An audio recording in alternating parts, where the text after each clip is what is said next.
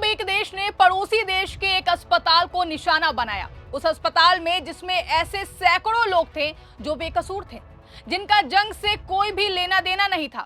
ये तस्वीरें जो आप देख रहे हैं ये अफगानिस्तान की हैं, जहां बीती रात एक अस्पताल को निशाना बनाया गया और पूरे अस्पताल को हवाई हमले से तहस नहस कर दिया गया है, जिसमें करीब 400 लोगों की मौत हो गई है और करीब 250 लोग घायल हो गए हैं। वहीं दूसरी तरफ मिडिल ईस्ट में ईरान, इजराइल और अमेरिका के बीच चल रही जंग में आज और भी ज्यादा तेजी देखने को मिल रही है। एक तरफ से जहां बड़े पैमाने पर हवाई हमले किए गए हैं, तो वहीं दूसरी तरफ से ड्रोन और मिसाइल हमलों से जवाबी कार्रवाई की जा रही है। इस बीच ट्रंप की हालत इतनी ज्यादा खराब हो गई है कि वो अब चीन, जापान और साउथ कोरिया तक से मदद मांग रहे हैं।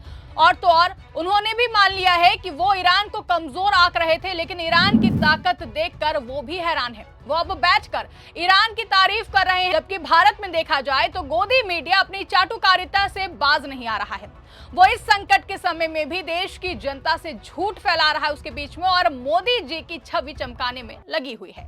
जबकि ईरानी प्रतिनिधि ने कैमरे पर गोदी मीडिया के सारे झूठ पर पानी फेर दिया है। तो कैसे इस वक्त मिडिल ईस्ट में उथल पुथल मची हुई है और कैसे भारत में मोदी सरकार झूठ का सहारा ले रही है, आपको सब कुछ बताएंगे अपनी इस स्पेशल रिपोर्ट में। आज सत्ता की आंखों में आंख डालकर पत्रकारिता करना मुश्किल हो गया है। हम पर मुकदमों से लेकर चैनल को बंद करने का दबाव बनाया जा रहा है। मुश्किल दौर है, लेकिन हम हार नहीं मानेंगे। इसीलिए 4PM को ज्यादा से ज्यादा ज्वाइन करें और स्वतंत्र पत्रकारिता को जिंदा रखने के लिए जितना हो सके हमारा आर्थिक सहयोग करें। उम्मीद है कि आपके सपोर्ट से ये जंग भी हम जीत जाएंगे। नमस्कार, आप देखना शुरू कर चुके 4PM न्यूज नेटवर्क और मैं हूं आपके साथ आकांक्षा यादव। दोस्तों, एक तरफ जहां मिडिल ईस्ट में ईरान और इजराइल, अमेरिका के बीच जंग जारी है, पूरे मिडिल ईस्ट में त्राहिमाम है, वहीं एक जंग पाकिस्तान और अफगानिस्तान के बीच भी जारी है। लेकिन बीती रात जो पाकिस्तान ने किया, उसकी जितनी भी आलोचना की जाए वो कम है। पाकिस्तान ने अफगानिस्तान के काबुल पर बड़ा हमला किया है। जो इस हमले में पाकिस्तान ने काबुल में एक हॉस्पिटल को निशाना बनाया, जिससे करीब 400 से ज्यादा लोग मारे गए हैं और 250 लोग घायल हो गए हैं। अफगानिस्तान की तालिबान सरकार ने कहा है कि पाकिस्तान ने सोमवार रात काबुल में एक ड्रग एडिक्ट्स यानी कि नशेड़ियों के इलाज वाले अस्पताल पर हवाई हमला किया है। स्वास्थ्य मंत्रालय के प्रवक्ता शराफत जमान ने स्थानीय मीडिया को दिए गए इंटरव्यू में कहा है कि अस्पताल के सभी हिस्से पूरी तरह तबाह हो गए हैं। भारत ने हमले की कड़ी निंदा की है। तालिबान सरकार के प्रवक्ता जबीउल्लाह मुजाहिद ने हमले को अफगान क्षेत्र में घोर उल्लंघन करार देते हुए इसे अपराध और मानवता के खिलाफ कृत्य बताया है। उन्होंने कहा कि मारे गए और घायल ज्यादातर नशे छुड़ाने के इलाज पर थे। अफगानिस्तान के उप प्रधानमंत्री अब्दुल सलाम हनफी ने कहा है कि संप्रभुता की रक्षा हर नागरिक का कर्तव्य है और हाल के पाकिस्तानी हमलों में नागरिक हताहतों पर अफसोस जताया है। उन्होंने इसे अफगानिस्तान पर थोपा गया युद्ध बताया। भारतीय विदेश मंत्रालय ने काबुल पर पाकिस्तान के इस कदम को कायराना बताया है। भारत ने अपराधियों को सजा देने की भी मांग की है। वहीं मिडिल ईस्ट में 16वें दिन भी जंग जारी है। इजराइल ने तेहरान और बेरूत में बड़े पैमाने पर हवाई हमले किए हैं, तो वहीं ईरान ने खाड़ी देशों पर ड्रोन और मिसाइल हमलों से जवाबी कार्रवाई कर रहा है। CNN और इराकी अधिकारियों द्वारा प्राप्त वीडियो के अनुसार मंगलवार तड़के बगदाद में अमेरिकी दूतावास और अल रशीद होटल को ड्रोन हमलों का निशाना बनाया गया है। वीडियो में दूतावास के पास हवाई सुरक्षा बलों द्वारा एक मिसाइल को मार गिराते हुए दिखाया गया है। आपको बता दें कि ये तीसरी बार है जब बगदाद में US एम्बेसी को निशाना बनाया गया है। अब देखिए, ये जंग अब तीसरे हफ्ते में है और सीज फायर की संभावना बिल्कुल भी दिखाई नहीं दे रही है। लेकिन अमेरिकी राष्ट्रपति डोनाल्ड ट्रंप की इस जंग के दौरान जो हालत पतली हुई है वो देखने वाली है। 2 हफ्ते में ही उनका ऐसा दिमाग ठिकाने आया है कि वो ईरानियों की तारीफ कर रहे हैं। कह रहे हैं कि ईरान वाले बहुत ही ऊंची इंटेलेक्ट, बहुत ऊंचे IQ वाले लोग हैं। वो बहुत ही स्मार्ट खिलाड़ी और बहुत ही बुद्धिमान लोग हैं। हमें शायद वहां जाना ही नहीं चाहिए था। Much more, only because people don't understand. To a large, it's a big chess game at a very high level. It's a very high level chess, the highest. And I'm dealing with very smart players. These are smart people. They don't get there. You know, when you deal with some of these people, you're dealing with high level intellect, very high IQ people. अब देखिए कि पहले तो Trump ने बिना किसी से पूछे, बिना किसी से बात किए और बिना किसी सलाह मशवरा के ईरान पर हमला बोल दिया है। और अब जब इनसे जंग संभल नहीं रही है तो ये दुनिया भर से मदद मांग रहे हैं, लेकिन सब मुंह फेर ले रहे हैं। इनके द्वारा बनाया गया नाटो गिरोह भी इनके कोई भी काम नहीं आ रहा है। इनके सारे झूठों का भी पर्दाफाश होता हुआ साफ तौर पर दिखाई दे रहा है। अब देखिए कि झूठों की बात चली है तो गोदी मीडिया की याद तो आएगी ही। ईरान और अमेरिका इजराइल के बीच ईरान ने स्ट्रेट ऑफ होर्मुज पर रोक लगा दी थी, जिससे भारत में एलपीजी संकट छा गया। इसके बाद पीएम मोदी और उनके विदेश मंत्री एस जयशंकर ईरान से मिन्नतें करने लगे कि उनके जहाजों को जाने की इजाजत दी जाए।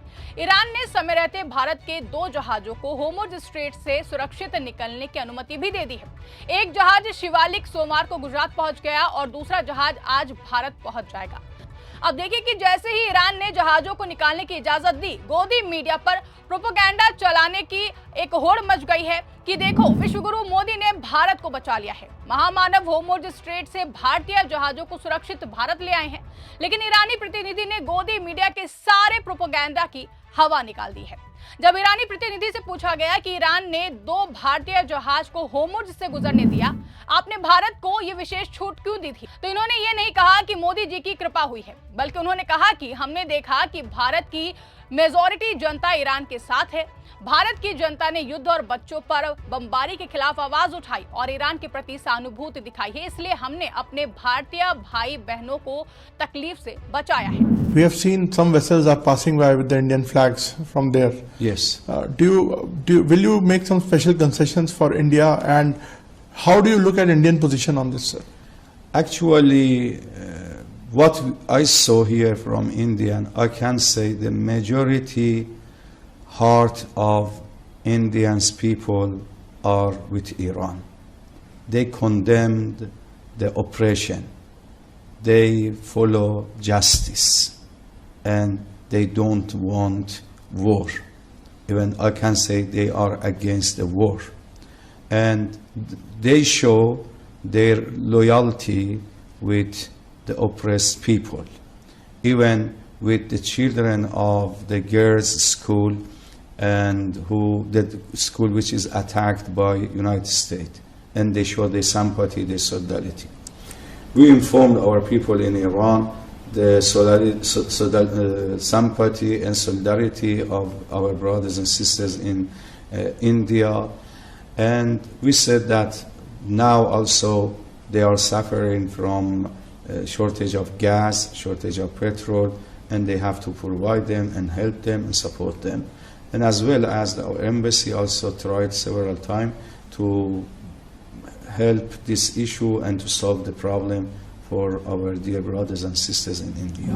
अब देखिए, जब ईरान ने खामेनेई की अमेरिकी हमले में मौत हुई थी तो भारत में इसको लेकर कश्मीर से लेकर लखनऊ तक लोग आक्रोशित हो गए थे। भारत के ज्यादातर लोगों ने इस हमले की निंदा की थी, सिवाय मोदी सरकार और उनके भक्तों के।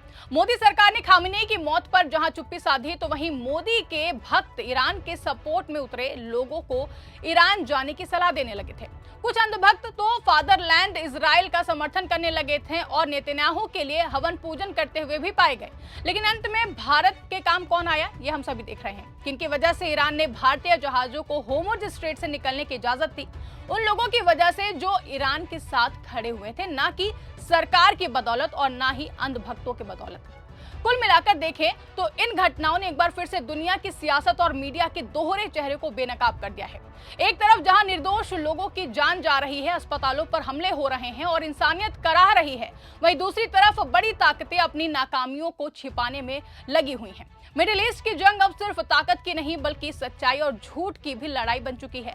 ट्रंप जैसे नेता अब अपनी गलतियों को मानने पर मजबूर हैं, जबकि भारत में सत्ता और उससे जुड़े मीडिया नैरेटिव गढ़ने में लोग व्यस्त हैं। लेकिन इस पूरे मामले को लेकर आप क्या सोचते हैं, इस पर आपकी क्या राय है, कमेंट करके हमें जरूर बताइएगा। अगर वीडियो पसंद आई हो तो वीडियो को ज्यादा से ज्यादा लाइक और शेयर करना ना भूलें। चैनल पर नए हैं तो चैनल को सब्सक्राइब जरूर कर लें और देखते रहिए 4 PM न्यूज नेटवर्क।